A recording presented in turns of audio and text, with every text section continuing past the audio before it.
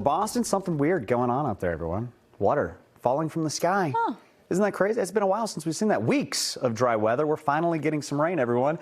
Good morning. I'm Colton Bradford. We don't often cheer for rainy days around here, but we're doing it today. I'm Melody Mendez. Thanks for being with us. So let's get straight to the forecast from meteorologist Pamela Gardner now, who just got an update on those drought conditions. What's the latest? Latest map just in, and we now have extreme drought. So not surprised with the rainfall deficit being so deep. We need 11 to 14 inches of rain to get out of the drought. Unfortunately, we're not going to see that. Well, thankfully we're not, because that would create some really bad flooding. But we will see an inch of rain. It's not enough to get rid of the drought, but it is enough to settle down the fire weather concern, at least for the time being, for a few days. This is the first time we've been under extreme drought in Massachusetts since October of 2022. So it's been a little while.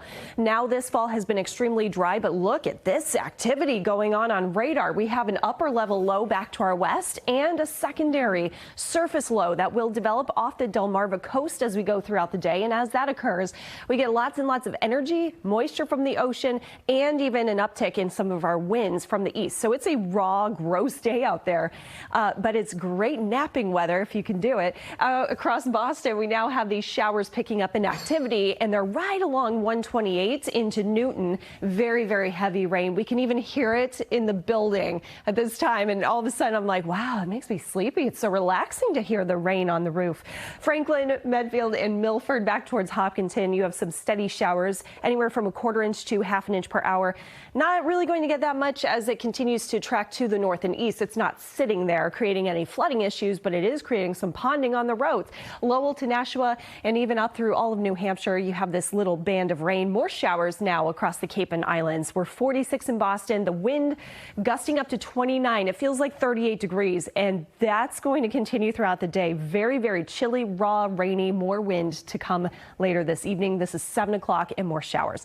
More on the timing, how much rain we can expect, and if we're watching something around Thanksgiving in the 10-day. All right, Pamela, thanks so much. And don't forget, you can track the rain and see that live interactive radar with our NBC 10 app. It's newly redesigned and it is free to download.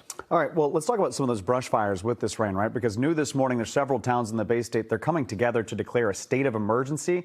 Those towns, we're talking about Boxford, Middleton, North Reading, Danvers, and North Andover. They made that joint announcement earlier this morning.